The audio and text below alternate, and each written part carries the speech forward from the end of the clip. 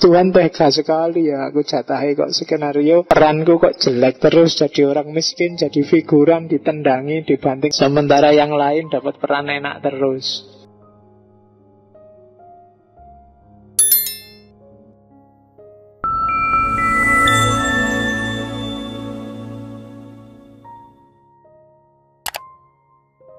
Asal-usul kejahatan, itu teori pertama.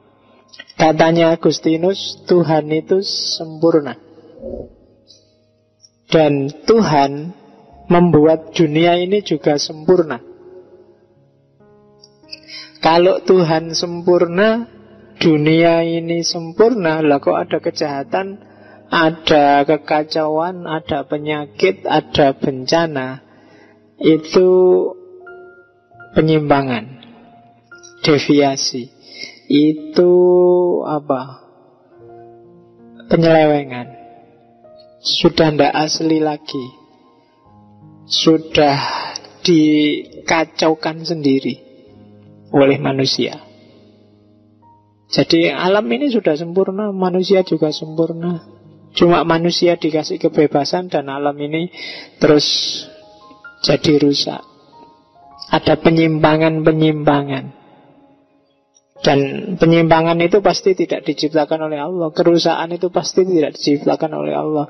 Tapi dunia yang sempurna dikacaukan oleh manusia. Lah kalau tsunami, lah kalau gempa bumi sama. Itu tingkah polanya manusia yang mengacaukan keseimbangan alam. Karena itu bukan salah Tuhan. Jadi Tuhan jangan disalahkan, itu salahmu sendiri. Kalau kamu pilek, itu karena kamu nekat hujan-hujan. Kalau kamu jomblo, itu karena salahmu sendiri, gak proaktif. Jangan salahkan Tuhan. Kamu dideketi juga malu-malu, gak berani ngomong langsung. Yang disalahkan kok Tuhan. Itu salahmu dewe. Jadi kamu yang bikin kacau, sudah diciptain jodoh, jodohnya datang malah lari. Lah kapan ketemunya? Gitu kamu marah-marah sama Tuhan. Kamu sudah dikasih sungai bagus-bagus, enak-enak, buang sampah di situ terus banjir. Banjirnya datang, yang disalahkan Tuhan. Kok cuma kita yang dikasih banjir? Ya memang cuma kamu yang buang sampah di kali. Iya kan? Kamu sakit paru-paru, Tuhan kok saya dikasih kayak gini? Ya salahmu dewe, kamu ngerokok, temenmu ndak. Ya kan? Tuhan, macam-macam lah. Itu semua yang kamu lakukan ya buahnya kamu nikmati sendiri. Itu hasil pilihanmu sendiri. Oke, tubuhmu gatel-gatel nyalahke Tuhan. Salah dewe ratus. Oke, asal-usul kejahatan seperti itu. Oleh karena itu, kejahatan bukan perbuatan Allah. Malah kalau katanya Agustinus, itu perbuatan manusia. Dan ada sebagian malaikat yang balelo. Nah, ada kan, kalau Kristen juga percaya ada malaikat balelo. Di Islam kan ada cerita malaikat balelo. Malaikat yang namanya Harut sama Marut. Itu kan malaikat yang balelo. Mungkin bosan jadi malaikat Kalau di film-film barat kan ada malaikat yang jatuh cinta sama cewek, terus wah milih jadi manusia aja. Begitu jadi manusia ceweknya mati. Kan ada itu film apa itu. Nah, itu kejahatan. Yang mungkin melakukan kejahatan jadi bukan Allah. Jadi Allah gak ikut-ikut. Dan dunia ini memang sangat mungkin lahir kejahatan. Kenapa? Karena Allah ngasih sunatullah dan ngasih manusia kebebasan. Dan pilihan terserah manusia. Kalau Allah, dia sempurna, gak mungkin berubah. Kalau makhluk termasuk manusia, dia bisa berubah dan bisa salah. Itulah sumbernya kesalahan. Itu kemungkinan kejahatan. Teori kedua, Agustinus. Teori ketiga, ini. Loh, kalau gempa Pak, gimana manusia bikin gempa Pak? Loh, Kadang-kadang ada yang memang model gempa, model tiba-tiba gunung meletus. Itu kadang-kadang Allah memang sengaja bikin itu untuk menghukum. Sudah capek lihat gayamu yang kayak gitu, terus sudahlah dikasih gunung meletus, sudahlah dikasih gempa. Kadang-kadang Allah intervensi seperti itu karena pokalnya manusia sendiri. Jadi ada hukuman-hukuman tertentu untuk kejahatan. Jadi yang jelek-jelek itu dari manusia, Allah tidak ikut-ikut, tapi kadang-kadang Allah ikut untuk menghukum karena saking parahnya. Kayak umat nabi-nabi zaman dulu itu kan ada yang dihancurkan langsung, ada yang karena memang parah.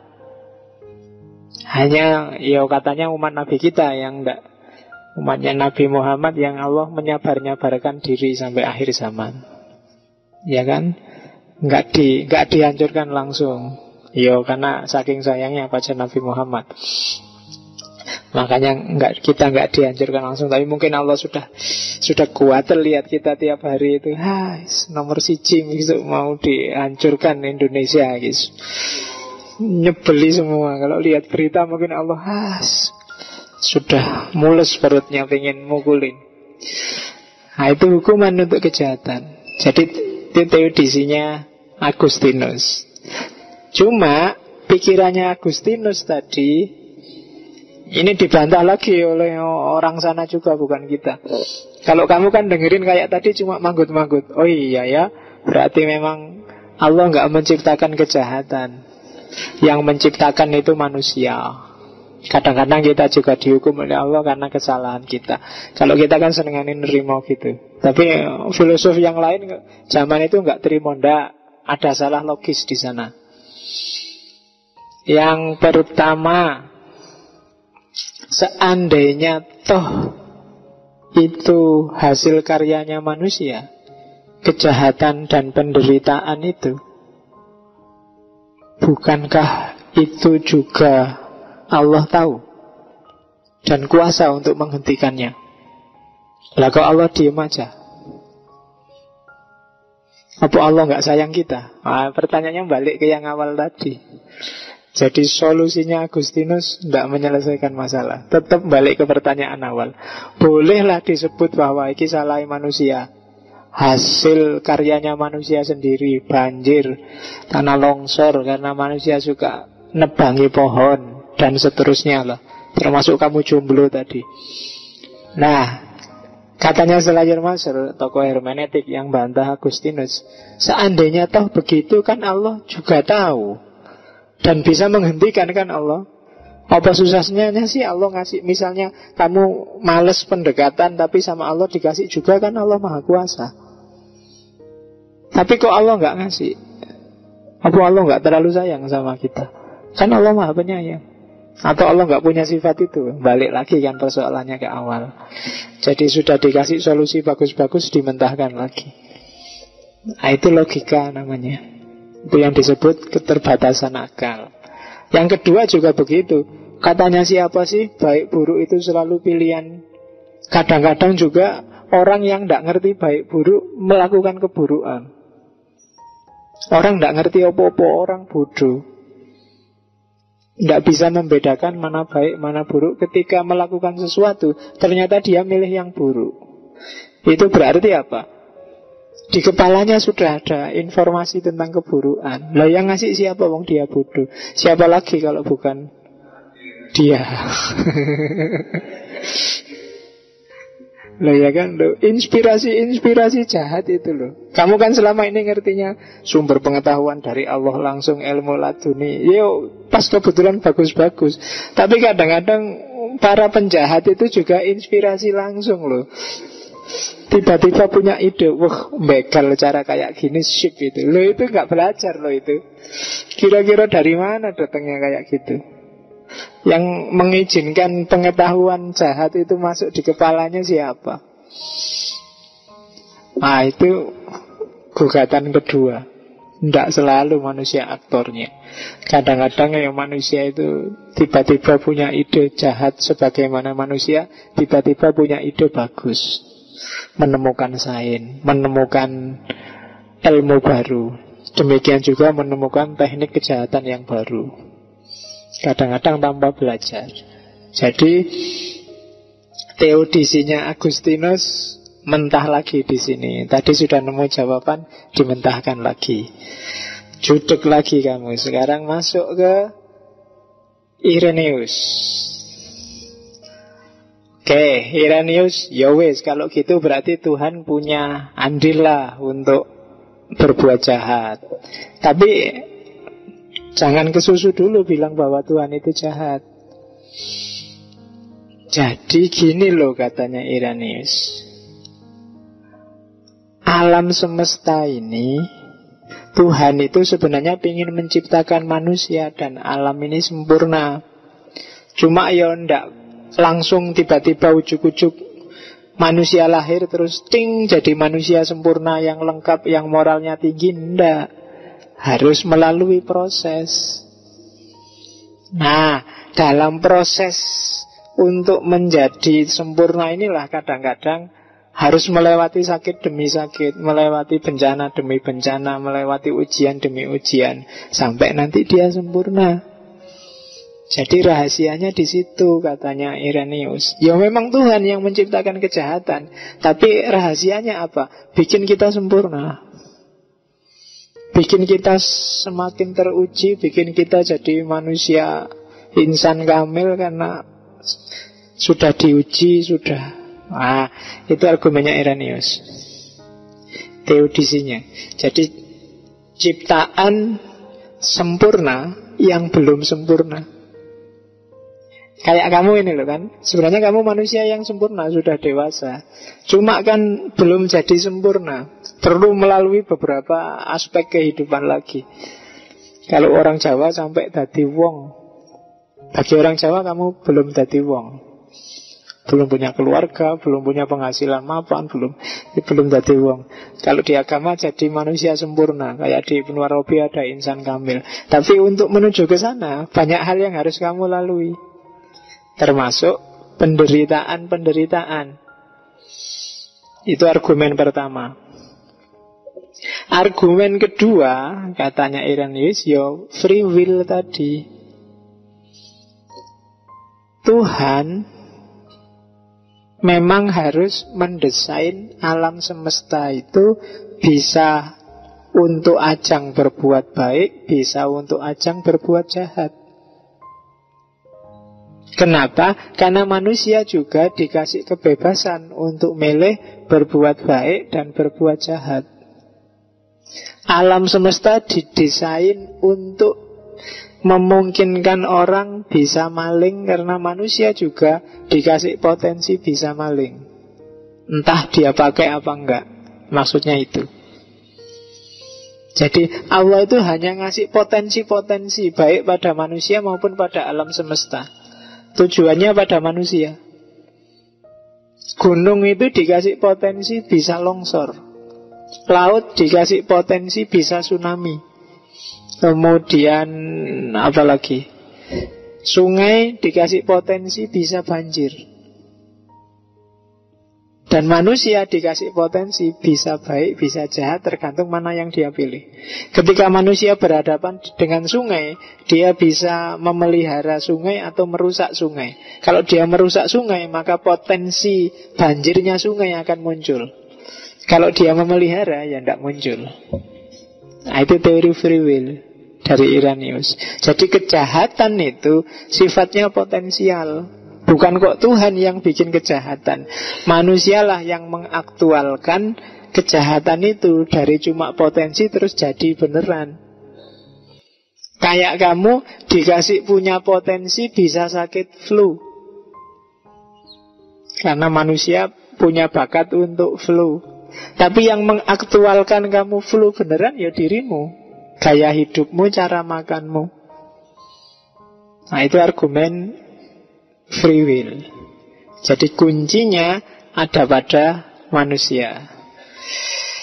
Nah, sekarang ayo dibantah lagi. Jadi jawaban apik-apik itu dibantah lagi kalau sama filosof.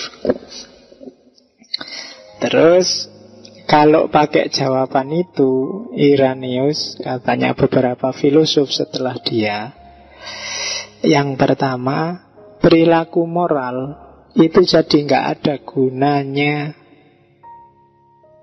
Kalau manusia bisa pakai alasan proses, proses Pak, saya sekarang masih nyontek, tapi besok kalau sudah sempurna ilmuku, aku tidak butuh nyontek deh Pak. Oh iya, memang Allah menciptakan kita tidak sempurna. Nah, kamu bisa kan alasan kayak gitu. Kayak kamu salah terus dalilnya, Pak, manusia itu kan tempatnya salah dan dosa Pak, jadi tidak apa-apa. Pada akhirnya kita bisa bertobat. Perilaku moral jadi nggak ada gunanya. Orang bisa alasan ongoing proses, melakukan kesalahan apapun, ya berproses, maklum masih muda, ya berproses, dimaklumi aja lah, orang tua itu. Lu kapan terus dihukumi? Yang tua minta dimaklumi, yang muda minta dimaklumi, apalagi yang anak-anak. Ya kan? Perilaku moral jadi nggak ada gunanya. Orang minta dimaklumi terus dengan alasan proses. Terus kalau memang begitu, proses menuju sempurna, berarti orang tidak bisa dihukum. Wong itu proses. Allah juga nggak bisa disalahkan kalau orang berbuat jahat. Wong itu skenarionya Allah semua. Kalau memang duduk persoalannya kayak gitu, apa gunanya surga, neraka, pahala, siksa dalam agama? Ini kan orang yang percaya sama Allah kan tadi yang bantah, yang percaya sama Tuhan. Kalau memang semua skenario Allah untuk menuju kesempurnaan, berarti ya tidak usah surga neraka. Orang bisa komplain. Itu kan yang dibantah oleh Imam Asy'ari pada gurunya yang Mu'tazilah, Abu Ali Al-Jubai. Waktu dia pindah, Imam Asy'ari yang tokohnya Asy'ariyah kan awalnya seorang Mu'tazilah 40 tahun, tapi terus tobat mendirikan Asy'ariyah ketika Mu'tazilah mulai kalah, mulai susut. Itu kan yang diperdebatkan ketika dia tanya tentang anak kecil pada gurunya. Kalau di Mu'tazilah yang salah ya salah, yang benar ya benar. Kalau antara salah dan benar ya besok antara surga dan neraka. Itu Mu'tazilah. Manzilah bainal manzilatain. Orang fasik, mukmin yang fasik itu manzilah bainal manzilatain. Tidak masuk surga, tidak masuk neraka, pokoknya di antara dua.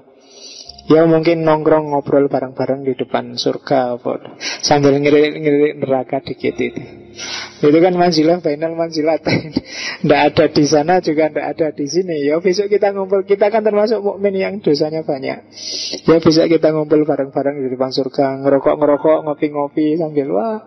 Iya, kita ngaji di sana. Nanti kalau tanyanya Imam Asy'ari itu tentang anak kecil.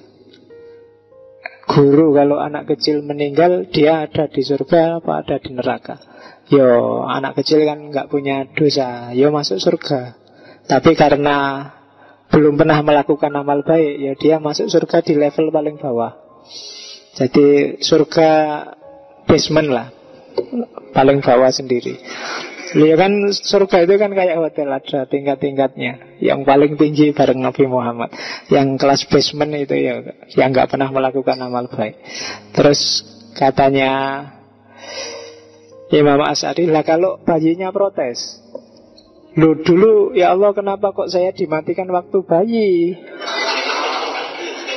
Saya kan gak sempat melakukan amal baik, sekarang saya ditaruh di bawah. Itu kan skenariomu sendiri, saya sekarang tersiksa. Tanyanya Imam Asy'ari, itu kalau bayi. Lah kalau misalnya ada penjahat terus komplain juga gimana guru? Misalnya penjahatnya ngerti saya jadi penjahat, saya dimatikan aja waktu bayi. Mending lah masuk neraka, masuk surga meskipun basement, daripada sekarang masuk neraka. Nah, terus gurunya nggak bisa jawab, terus dia pulang mikir, lama-lama keluar, terus lahirlah Asy'ariyah. Itu problem ini sebenarnya. Apa gunanya surga, apa gunanya neraka. Terus pikirannya Irenaeus ini pada akhirnya juga menunjukkan ya tetap aja kejahatan itu berarti karepnya Tuhan juga. Tuhan tahu, Tuhan ngerti, tidak menyelesaikan masalah. Problem lama masih tetap ada. Itu problem teodisinya Irenaeus. Ada pikiran baru John Hick dan kawan-kawan, termasuk Whitehead. Ada namanya teologi proses. Teologi proses itu nanti yang cara berpikirnya kayak orang deisme. Jadi alam semesta ini ketika Allah menciptakan ada hukum alamnya sudah, ada sunnatullahnya. Ketika sudah ada sunnatullah, Allah sendiri terikat oleh hukum ini, wong ciptaannya sendiri. Kenapa? Karena Allah tidak mungkin curang, tidak mungkin mengkhianati hukumnya sendiri. Maksud Allah berkhianat. Jadi ada hukum alam, misalnya manusia itu kalau nekuk lengannya ke belakang, ke depan, beda sama ayam, beda sama itu kan sunatullah. Kemudian kalau nggak makan 3 hari terus mati, itu sunatullah. Dan Allah nggak akan mengkhianati itu. Kalau ada orang nggak makan sampai seminggu terus Allah, wah jangan sampai ini, saya sayang sama orang ini, meskipun nggak makan 40 hari dia harus tetap hidup. Itu nggak akan oleh Allah. Tetap kalau sudah 3 hari waktunya mati, ya mati, itu sunatullah. Dihukum mati misalnya, dipancung apa ditembak kayak narkoba kemarin, ditembak misalnya. Itu misalnya Allah secara sunatullah ditembak kayak gitu mati. Dan katanya John Hick dan kawan-kawan di teologi proses, tidak mungkin Allah tiba-tiba intervensi, sudah ditembak bolak-balik itu masih hidup. Kamu bilang kalau ada mukjizat, Pak, tidak mungkin. Kalau ada mukjizat kayak gitu berarti Allah mengkhianati sunatullahnya sendiri. Berarti Tuhan tidak konsisten dong sama hukumnya sendiri, katanya orang-orang itu. Nah, yang membatasi Allah itu ini, kejahatan itu muncul karena sunatullahnya dikacaukan sendiri oleh manusia.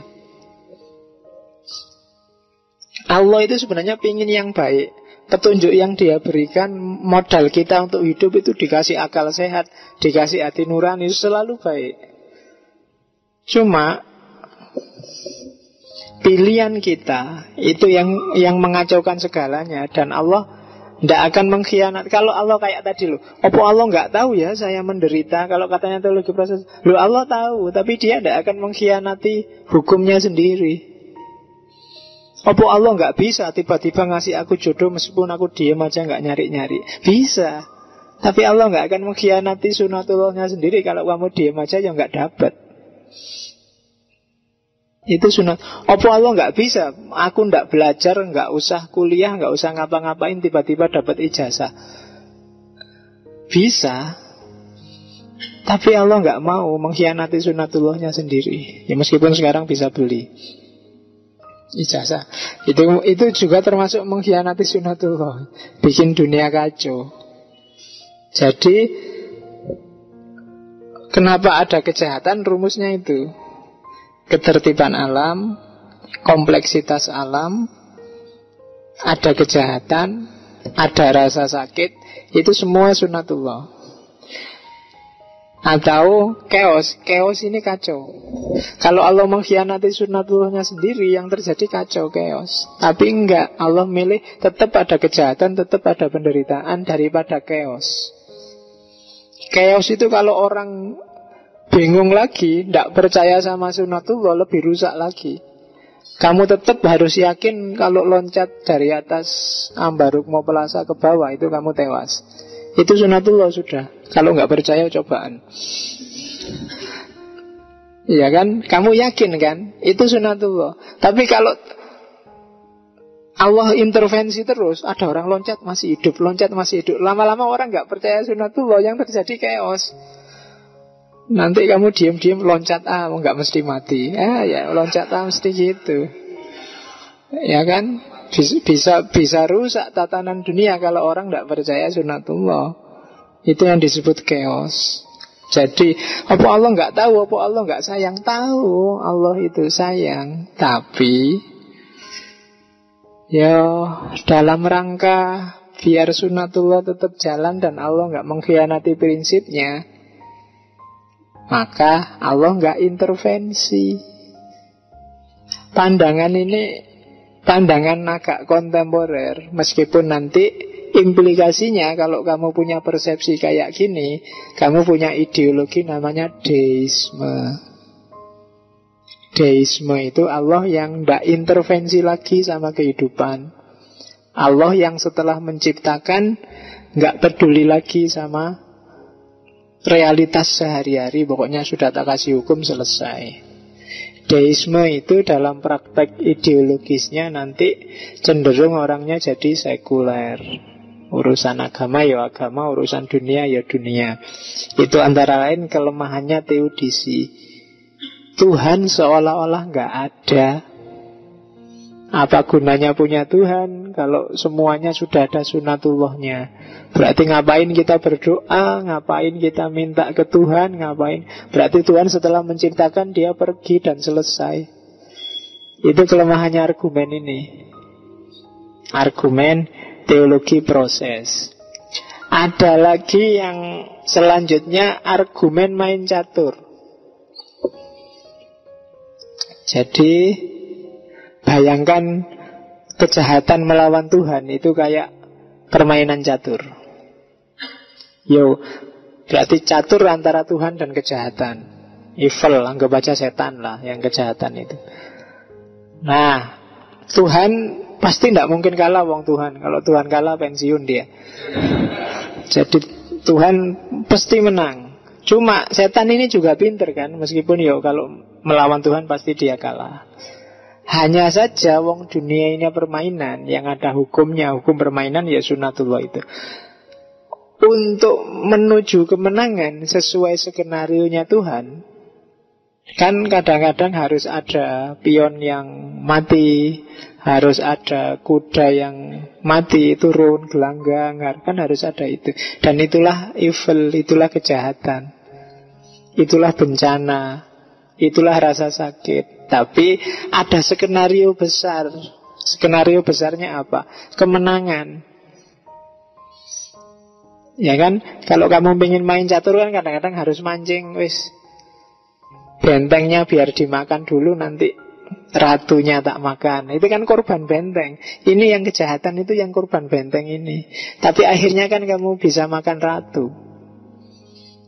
Nah, kejahatan itu gambarannya seperti itu. Jadi jangan dilihat ratunya yang jangan dilihat bentengnya yang mati, tapi lihatlah kita yang bisa makan ratu. Jadi skenario besar. Jangan sibuk dengan skenario kecil. Yos, jangan lihat bahwa kamu yang jomblo, tapi mungkin ada skenario besar di balik kamu yang jomblo. Ya kan? Jangan dilihat sakitmu. Misalnya kemarin saya sakit seminggu itu. Jangan sibuk cuma lihat saya sakit. Jangan-jangan dengan saya sakit itu kamu bisa istirahat, saya juga bisa istirahat, pikirannya jadi lebih seger, masuk ngaji lagi lebih nyaman lagi. Kan ada skenario besar, mungkin lebih besar lagi dari itu dan kita nggak sadar. Nah, itulah analogi catur. Jadi jangan ditangisi satu dua peristiwa yang jelek. Kadang-kadang kayak tadi, hikmahnya besar, ada rahasia yang lebih besar. Meskipun di teori itu ada selanjutannya. Yo, kalau sudah kayak gitu, kita milih mana sekarang? Diam aja lihat Tuhan tarung sama kejahatan, kita nonton aja sampai nanti menang. Yang menang siapa?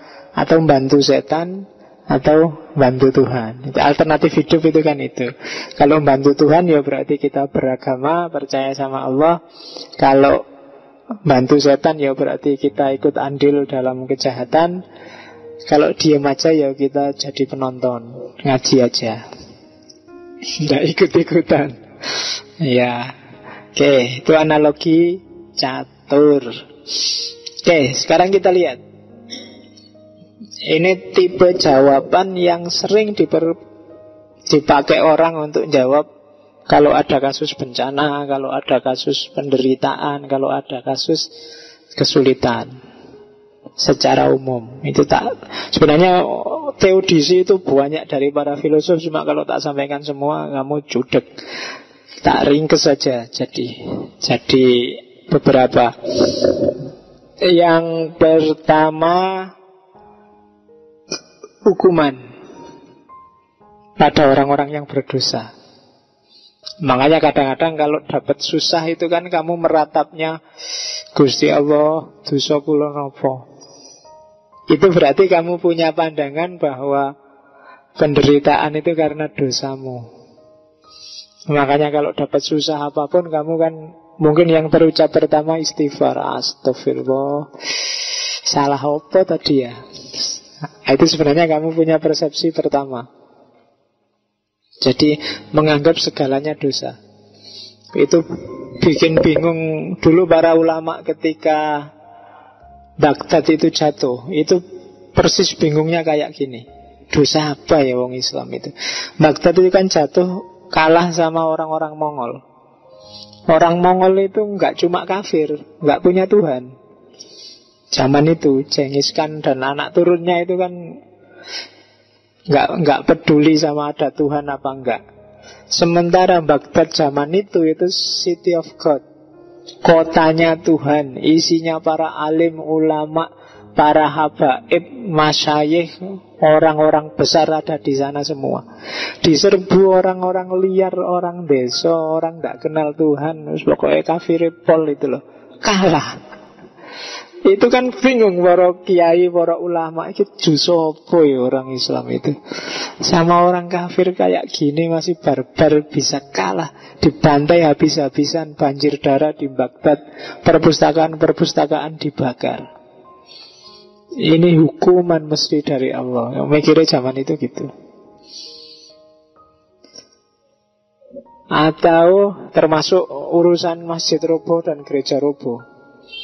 Ada buku bagus isinya debat antara Voltaire, saya lupa dengan filosof siapa ya, yang isinya menertawakan ini. Jadi kalau dulu di Aceh kan masjid-masjid tidak roboh, tapi ada di Portugal itu tsunami dan gempa bumi, itu gereja-gereja rubuh semua. Yang tidak rubuh satu-satunya adalah kastil rumahnya gubernur yang korup, yang jahat luar biasa.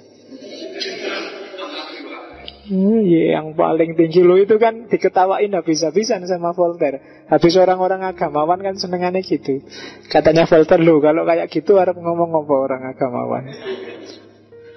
Jadi bukan gerejanya yang selamat, malah rumah koruptor, rumah penjahat, gubernur paling dibenci rakyat, itu satu-satunya yang berdiri. Nah, itu kan mungkin kan jawabnya ini, hukuman bagi orang berdosa itu. Yang kedua, ini sering kita pakai, ujian. Kalau ada orang baik kok hidupnya sumpek, kan kamu menghiburnya, tenang aja, ini ujian dari Allah. Yang sabar aja, tidak akan diuji kalau orang yang tidak akan naik kelas. Kan mesti gitu kamu. Tenang aja, kalau sudah diuji kelas kita akan naik. Kelas yang mana sudah diuji nggak naik-naik kelasnya. Terus ada juga yang bilang semacam ujian tapi kita akan dimurnikan. Ada penyucian. Jadi penderitaan akan menyucikan kita, memurnikan jiwa kita. Ada yang kayak gitu ceramah. Kita lihat di mana kelemahannya argumen-argumen ini. Ini kan pakai akalmu semua kan yang ini. Yang pertama, kalau itu hukuman, gimana kalau ada anak kecil tidak ngerti apa-apa terus dapat musibah, kena kanker lah, diterlantarkan orang tuanya lah. Banyak kan anak kecil dapat musibah. Loh, dia dosa apa? Anak kecil nggak punya dosa loh. Kalau kamu pakai argumen bahwa penderitaan itu adalah hukuman, atau orang baik-baik yang menderita terus, saya itu jujur terus, IP bagus terus, semua dosen seneng, orang tua seneng, teman-teman semua seneng, Kok aku menderita terus ya? Ya kan, uang selalu tipis, pacar ndak punya, terus hidupku kok merana gini ya Allah, aku perasaan ndak. Orang baik dia dapat susah, loh apanya yang dihukum? Ya kan, makanya godaannya setan pada orang baik itu, mbok sekali-sekali kamu berdosa. Iya, itu kan yang banyak meruntuhkan para ulama yang pintar. Kalau kamu sekali-sekali berdosa, nanti istighfarnya lebih mantap. Iya kan, loh kalau kamu nggak punya dosa, astagfirullahaladzim, yang diistighfari apa? Wong orang baik nggak punya dosa. Tapi kalau dosamu banyak, astagfirullahaladzim, tadi aku bohong, astagfirullahaladzim, tadi aku curang, nggak ada istighfarnya. Itu godaannya setan yang pintar itu. Nah, hukuman jadi banyak kelemahannya kalau hukuman. Atau dapat kebahagiaan nanti di surga, sekarang di dunia sengsara nggak apa. Katanya Tuhan itu maha baik. Kok kejam gitu ya? Pengen masuk surga aja bayarnya kok susah sekali. Ya kan? Masa Tuhan harus nyiksa orang dulu baru sudah kamu sengsara, ya masuk surga. Masa gitu Tuhan? Kamu sudah mati-matian, malam nggak tidur, siang nggak makan, puasa, bagus, saya masuk surga. Masa gitu? Tega sekali kalau Tuhan kayak gitu. Kalau Tuhan mencintai kita, memang apa harus nyiksa kita dulu sebelum dimasukkan surga? Ini kan kontradiksi sama Maha Penyayangnya. Itu kalau alasannya biar dia masuk surga. Jadi kalau kamu menghibur orang, tenang aja, ujian, nanti di akhirat bisa masuk surga. Atau untuk menyucikan kita, bikin kita naik kelas, saprek. Itu bantahannya ini loh, bukan dari saya loh. Lu banyak orang yang kena penderitaan terus remuk, putus asa, ada yang sampai murtad. Mau naik kelas di mana, putus asa Pak, jalannya buntu semua. Nggak naik-naik kelas, tetap nggak duit, tetap jomblo, tetap gak lulus kuliah, tetap bisa jadi putus asa. Pokoknya habis-habisan nggak dapat apa-apa. Ya, penyucian yang mana lagi Pak? Ini sudah tak tunggu-tunggu nggak selesai-selesai. Katanya orang sabar itu nanti mulia sampai umur 40 nggak mulia-mulia saya Pak. Nunggu kapan lagi? Ada kan yang gitu? Belum. Jadi nggak selalu argumen 1, 2, 3 secara rasional loh, ini ada bantahannya. Susah lagi kamu. Abot, gimana cara jawabnya ya? Terus tipe kedua, kayak tadi, ada skenario besar. Jadi yang pertama tadi, jangan dilihat parsial dong, lihat secara utuh. Jangan cuma lihat penderitaanmu, lihat hikmahnya yang besar kayak tadi. Atau yang kedua, ya mirip sih, cuma coba kamu hitung berapa nikmatnya Allah dibandingkan sengsaramu. Ada kan yang gitu? Lebih banyak nikmat Allah, lebih banyak yang tidak bencana, lebih banyak yang tidak menderita dibandingkan orang menderita. Sering orang ceramah kayak gitu. Sama kayak argumen ketiga, coba lihat, meskipun ada bencana, secara umum alam semesta ini harmonis, tertib, teratur. Ya kan? Terus ada lagi yang terakhir. Ya, ini untuk menguji kayak tadi.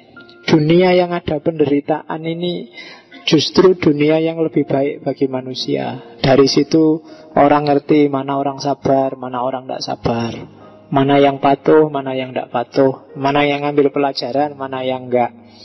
Jadi kita dengarkan argumen ini tiap hari dari para penceramah yang nyuruh kita sabar waktu kita dapat bencana, karena penceramahnya nggak ngalami bencana.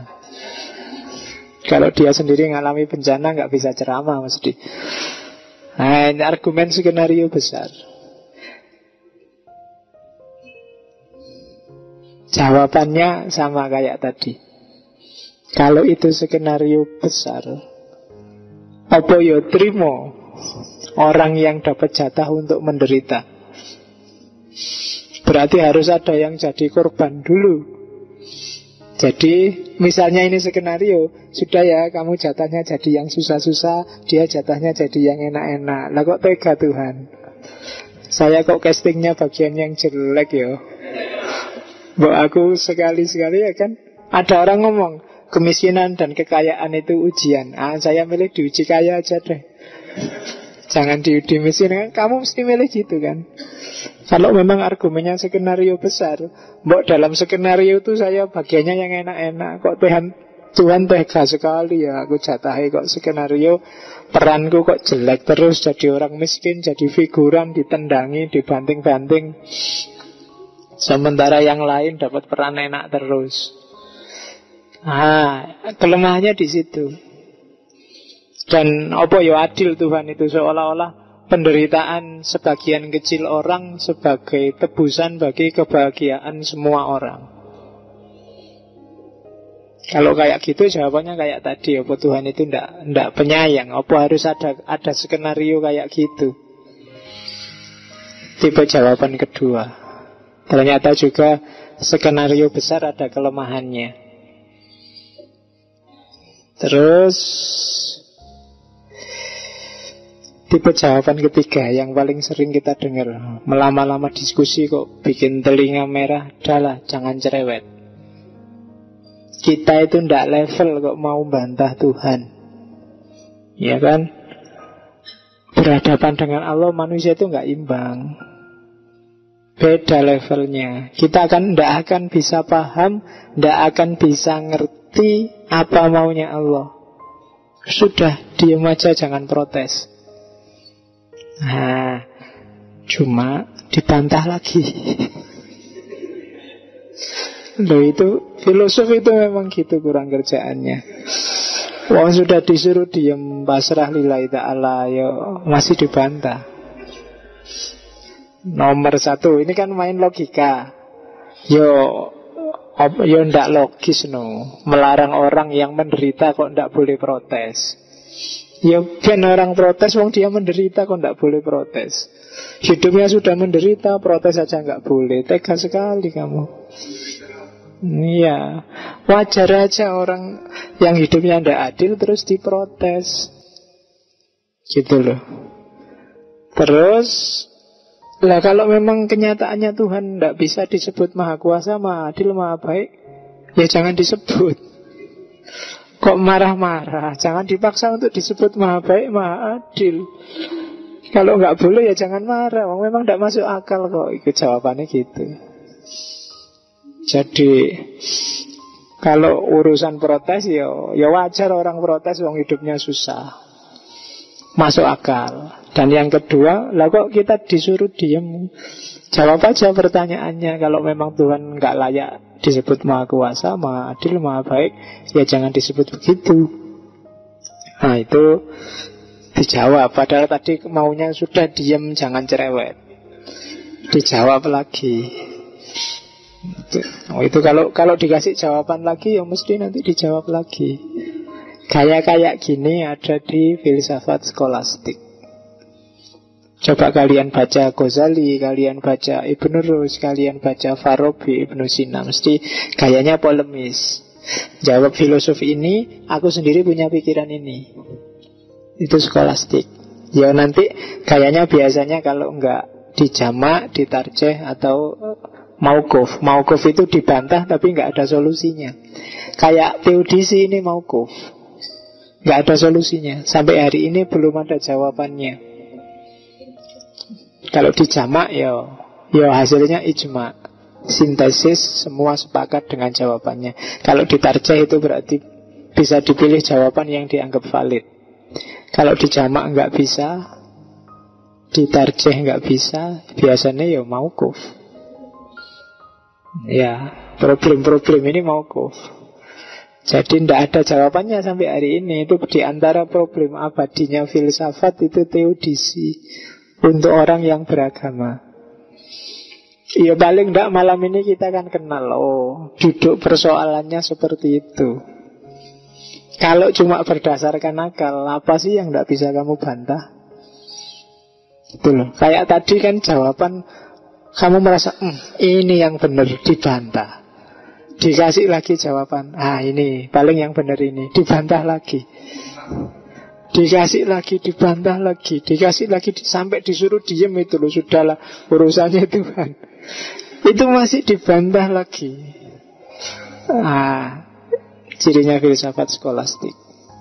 Itu yang sehingga saking putus asanya orang-orang positivisme logik, diskusi metafisik itu memang meaningless, bikin capek, nggak ada gunanya. Tapi ya kamu harus ngerti. Jangan dijadiin alasan karena kamu nggak ngerti terus bilang nggak usah lah, itu meaningless. Padahal kamu nggak ngerti. Ngerti dulu baru bilang meaningless. Kamu kan sering gitu, nggak ngerti dulu baru. Kebiasaannya orang Indonesia, nggak ngerti dulu terus nggak suka.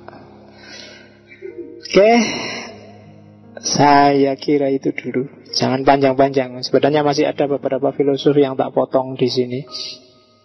Selain tipe argumennya sama, juga cara menjelaskannya agak jelimet. Makanya tak klaster-klaster jadi 3. Kalau ini jawaban dari rohaniwan, agamawan. Kalau ini sebenarnya sama kayak tadi, kayak Irenaeus jawabannya, ada skenario besar. Kalau yang ini dari agama. Kalau kita kan sering bilang bahwa bencana itu ada kalanya musibah, ujian dari Tuhan, ada kalanya hukuman. Dua-duanya ternyata tidak kalau di sini. Kalau itu dianggap ujian juga, banyak orang yang setelah musibah hidupnya sengsara, tidak ada akhirnya. Ujian itu kan harusnya naik kelas, tapi juga tidak jelas kelas apa yang harus dinaiki. Dia harus jadi apa setelah naik kelas. Cuma kan itu untuk hibur kita, seolah-olah ya bener kayak gitu. Tapi kalau dipikir ya kamu bingung dewe. Misalnya tenang aja kamu dapat E, tidak apa-apa, itu ujian. Sebentar lagi kamu naik kelas. Naik kelas apa? Kamu dapat E kok, malah turun kelas. Cuma kan orang hibur bisa. Atau ada kalanya hukuman. Itu kalau hukuman kan kamu tanya, dosaku apa? Lah orang itu dosanya lebih besar kok, hukumannya cuma segitu. Aku yang dosaku ndak hukumannya besar. Itu kalau alasan hukuman. Orang Nepal itu nggak ngerti dosanya apa, tiba-tiba kebruan bumi, kebruan gunung. Mereka dosanya apa kok ndak di Indonesia aja? Jangan sampai yo orang tungake loh iki. Misalnya dari sisi curang dan kurang ajar kan Indonesia lebih daripada orang Nepal. Tapi semoga Tuhan masih sayang kita. Kalau katanya teodisi ini. Loh ya kan, kesimpulannya teodisi kan ini, makanya disebut argumen tidak adanya Tuhan. Ternyata tidak terjawab. Atau kamu coba dirumuskan jawaban sendiri nanti di rumah. Sopo ngerti kamu bisa menjawab ini. Saya akhiri sekian. Wallahul muwaffiq, wallahu a'lam bishawab, wal afu minkum. Wassalamualaikum warahmatullahi wabarakatuh.